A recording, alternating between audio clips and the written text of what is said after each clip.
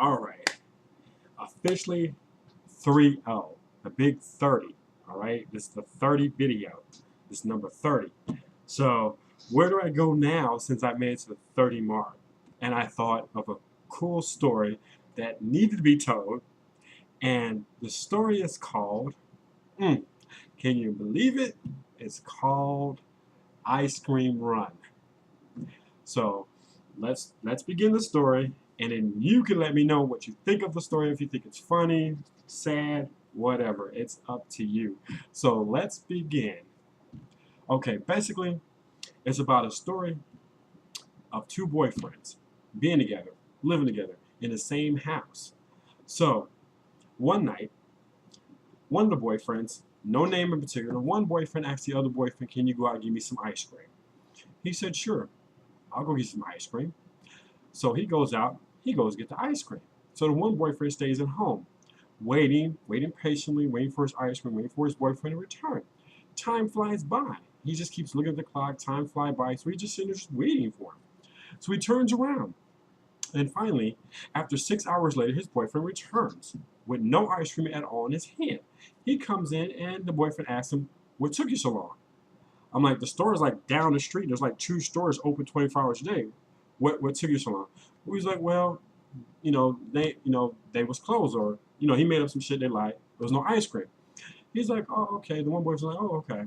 Well, I think tonight it's best you sleep on the couch." So the boyfriend's like, "Why?" He's like, "I just think it's best you sleep on the couch." So he sleeps on the couch. So he's like, "Well, I gotta go to sleep because I got one. I gotta get enough sleep so I go to work." So the one boyfriend goes to sleep. The one boyfriend stays there on the couch all day sleeping. So that as the morning rolls, he wakes up, he finds something stuck in his ass. So he was like, "What the fuck is this?" He was like, "Damn." So there's something stuck in his ass. So he wakes up, and the one boyfriend was like, "Well," he's like, "What are you gonna do today?" He's like, "Well, I'm gonna stay home." He's like, "Oh, okay. You're not going anywhere? You got anything planned?" "No, I ain't got anything planned." He's like, "Oh, okay. Well, I gotta take me a shower and I get ready for work." He's like, "Oh, okay. Well," I'm like, "Well, how long you gonna be in the shower? Because I want to take me a shower." He's like, "Well, if you want, you can take your shower now."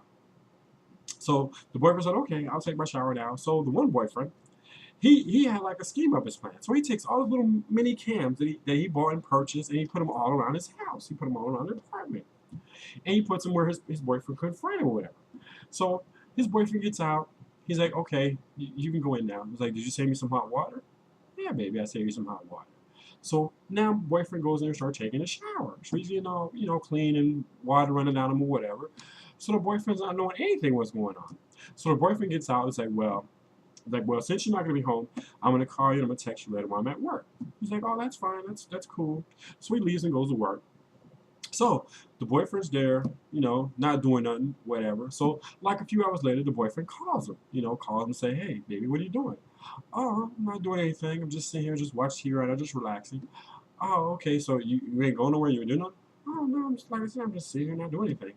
"Oh, okay." So they hang up the phone. So not behold, the boyfriend again. He texts him and see how he's doing and everything. It's something that he's missing him and everything, and he's asking like, "What are you doing?"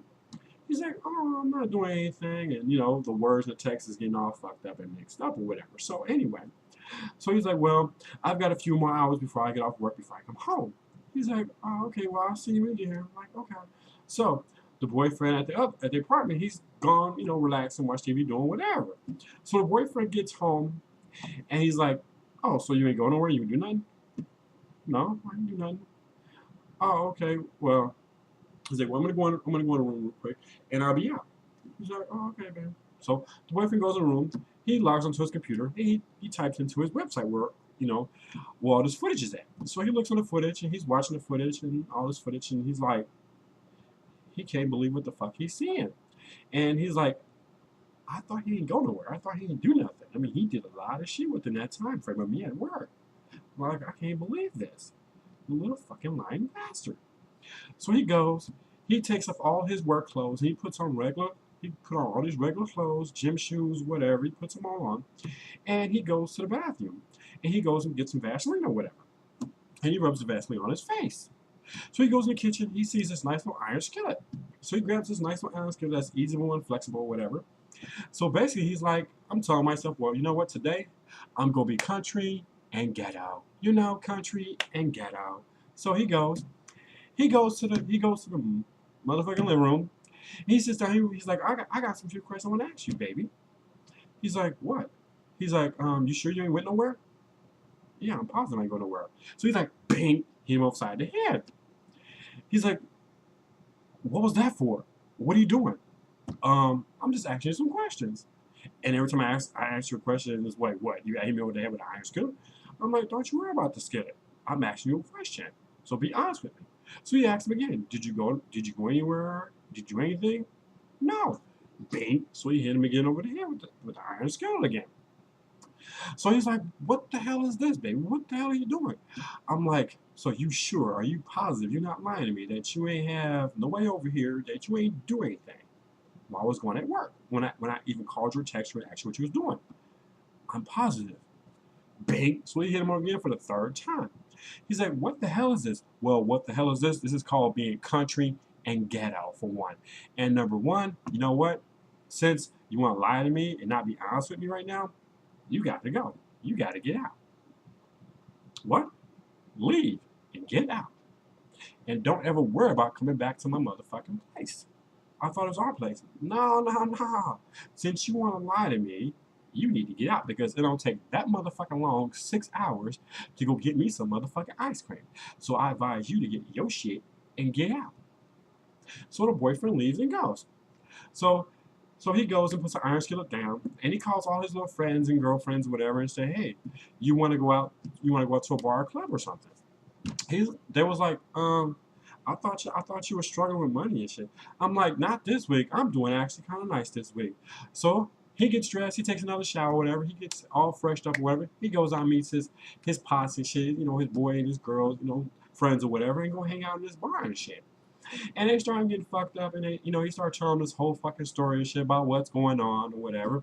So mind you, at the same time, these two guys comes over and start asking him some questions and shit. And it's like, do you know him? Oh yeah. I'm like, why? He's like, oh, I just bought one of your CDs. CDs? I'm like, their friends like CDs. What CDs? Oh, I'm sorry. I did some recording, and so I'm sort of marketing this motherfucker right now. You know what I'm saying? So it's like I'm his pimp, and he's my prostitute. Okay. So basically, the guy start asking the boyfriend, like, well, can you introduce me? I'm like, sure. He's right over there with his boyfriend. Huh? He's over there with his boyfriend.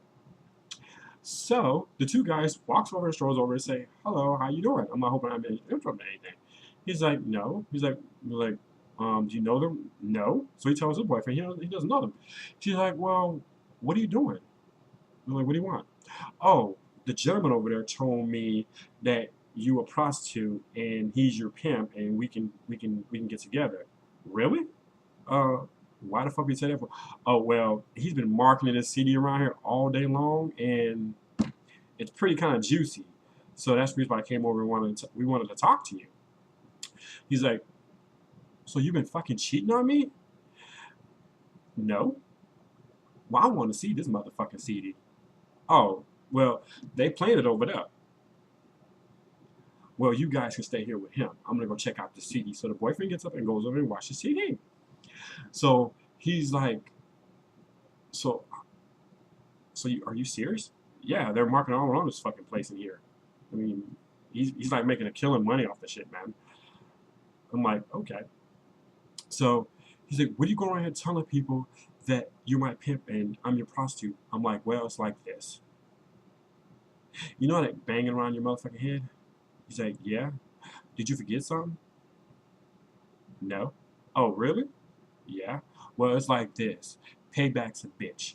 Since you want to take me for a damn fool and take all my money while we were struggling to give it to your so-called boyfriends and boyfriends, well, it's like this. Today was the day I had my check, and your sorry ass didn't get none of my motherfucking money. So this is my way of getting all my money back from your prostitute ass. Since you want to fuck in my house, in my place where I'm at work, and you want to sit here and lie to me, so I got country and ghetto on your ass. So I advise you take your ass back over there, fuck those two guys, make some more money, and give it to all your boyfriends that you so-called claim you don't have since we got together.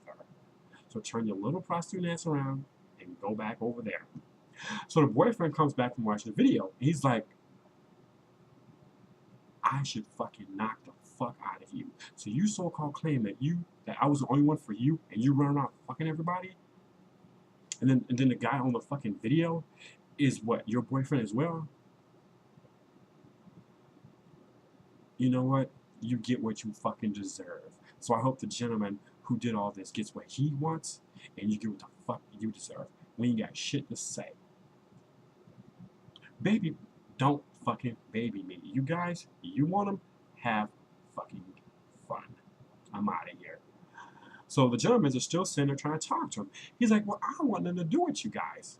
He's like, really? He's like, well, we're going to pay a lot of money. And half the money you get is half the percentage he gets.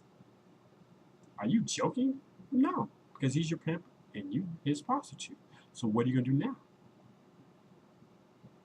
So, basically the moral of the story was, is that you get what's coming to you.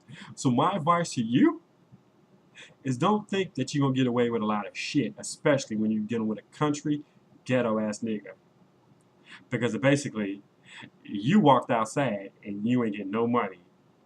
And the money that you getting, half that money is going to him to give back all what he was due to him because you was fucking cheating on him instead of just being real and upfront with everybody. You wanted to be a lying, cheating ass, fucking prostitute ass dog. So that's the moral of that story, and that's the moral of that concept. So you can think about it, play it back, whatever you want to joke, laugh, you know, give me back your fever on it. But basically, the story is called The Ice Cream Run, and this is number 30 at the 30 mark. So I'll keep you posted. You'll see me around. The videos will keep rolling. So you know who I am. I'll catch you later. Bye.